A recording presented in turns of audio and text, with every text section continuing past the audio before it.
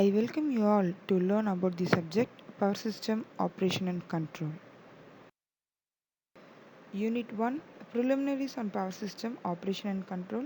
These are the topics which will be covered in the Unit 1. These are the prescribed textbooks and reference books. Electric Energy System Theory by Elgard, Power Generation Operation and Control by Wooden Uhlenberg, Power System Analysis Operation and Control by Chakrabarty and Halder. So all the e-copy of these books are available. I will be sharing with you. Before going to topic, we have to know what is the theory behind the electrical power system. The first complete DC power system was built by Edison in 1882. Next, this DC system was suppressed by the AC system by the development of transformers. After that, the polyphase induction motor comes into act with the evolution of AC three-phase system. This polyphase three-phase system was developed by Nikola Tesla, and then the interconnection of systems exist, and this leads to standardization of the frequency. And with the development of power electronic device like thyristor, it leads to the development of new technology called HVDC. This HVDC is useful for very long distance bulk transmission system. And then as the technology improves, the gas turbine, the excitation system, fast circuit breaker system, microprocessor based relays, everything comes into act. And then for better utilization and operation of the AC transmission system, high power electronic converters are used, and this is the existing model. Next, we are going to see about the structure of the power system. The power system is characterized by three major things: generation, transmission, and distribution. In the generation, we will be using a three-phase synchronous machine with hydro, fossil, and nuclear fuel as the primary energy source. Then comes the AC transmission. In AC transmission, the generated power will be transmitted with different voltage levels. Then comes the distribution system. In distribution system, the power will be distributed to various different loads via the feeder. The load may be a single phase or three-phase load. This is how the power system will look like with different generating stations, and these are the transmission system, and this will be the distribution system. In the transmission system, we will be having different voltage levels. If the voltage transmitter is for a very long distance, then we can use the HVDC, high voltage DC link, for transmitting the power. And then at the end, in the distribution system, in the load dispatch centers, all the generated power will be distributed to the consumers. Now we go into the subject. First one is the power grid. What is a power grid? A power grid is an interconnected network for delivering electricity from producers to consumers. It acts as a interlink between the producer and consumer to deliver the power. In India, the power grids were divided into 5 regions: Northern Regional Grid, Southern Regional Grid, Western Regional Grid, Eastern Regional Grid, and Northeastern Regional Grid.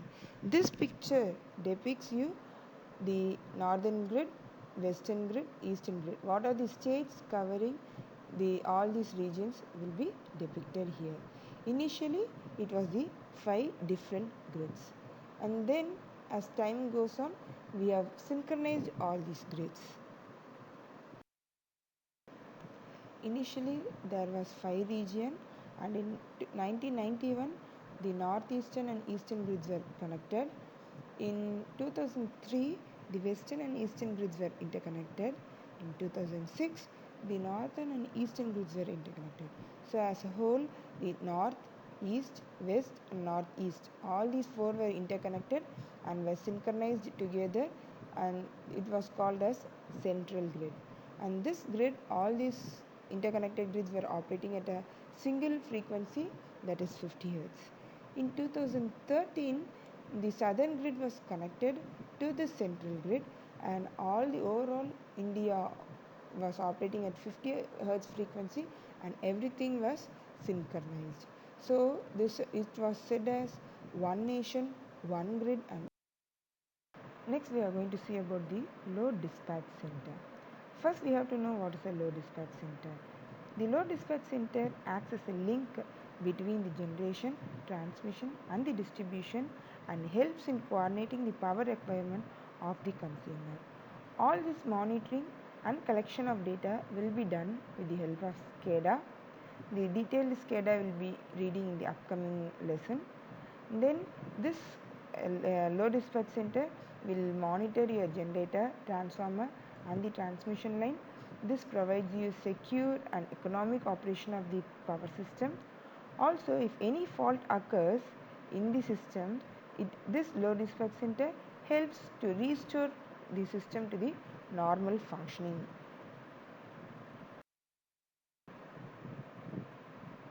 This load dispatch center is mainly classified into three things.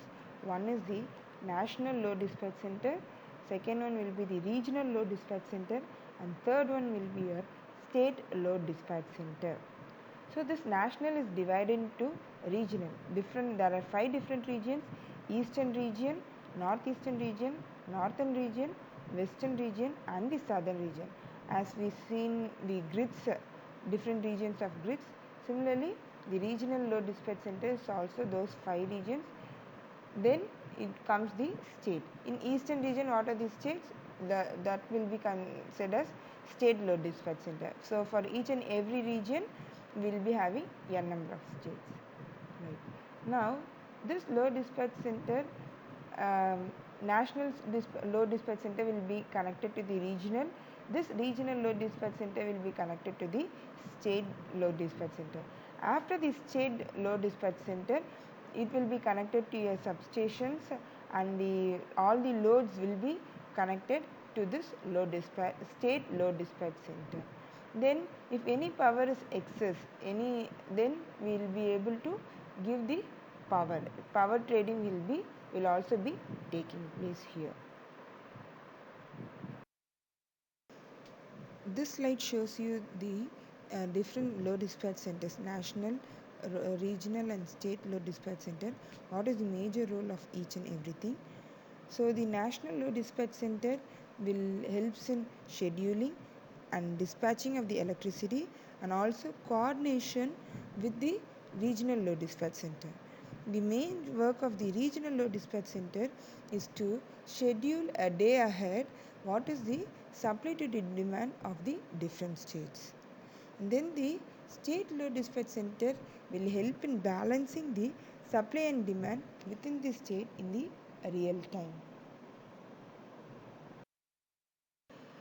You can go through these load dispatch center websites. It will show you the real time updates happening in the power system.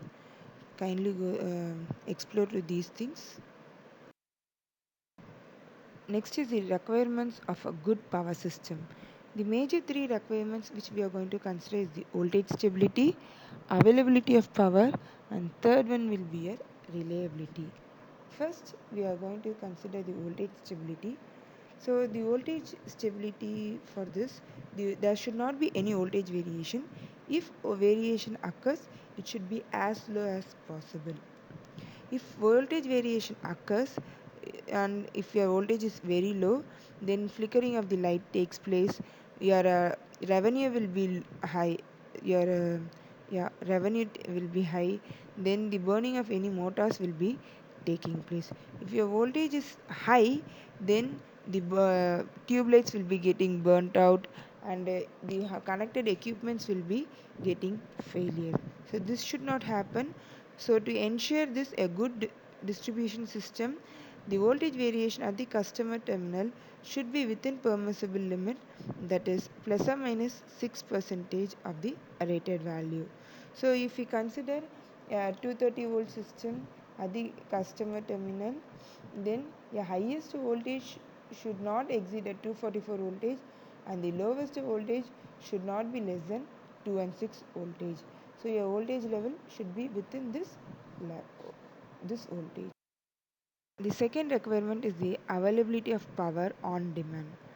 Power must be available to the consumer whenever they are required, and our electrical power cannot be stored.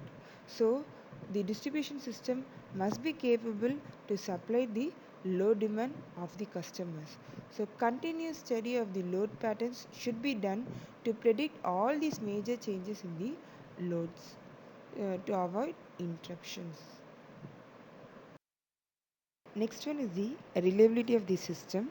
So if you consider large system and when one device fails, another one will make up for this loss. This is called as reliable operation. In a practical grid, there exists more than one path connecting a load to, a, to each generator. So, if there occurs any loss in one transmission line or tripping of generator occurs, it does not usually interrupt the power to the load. This load will be connected to generator in a different way. So there will not occur any interruption. There should not occur any interruption. That is called as reliable operation. Till now we have read about the basics of the power system operation. Before winding this session, just think of this question. Let us consider two generators connected with a transmission line. The generators are operating at different frequency, but the voltage magnitude are same. What will be the nature of power flow in this, and is this acceptable? Kindly think over it and stay tuned for the next session. Thank you.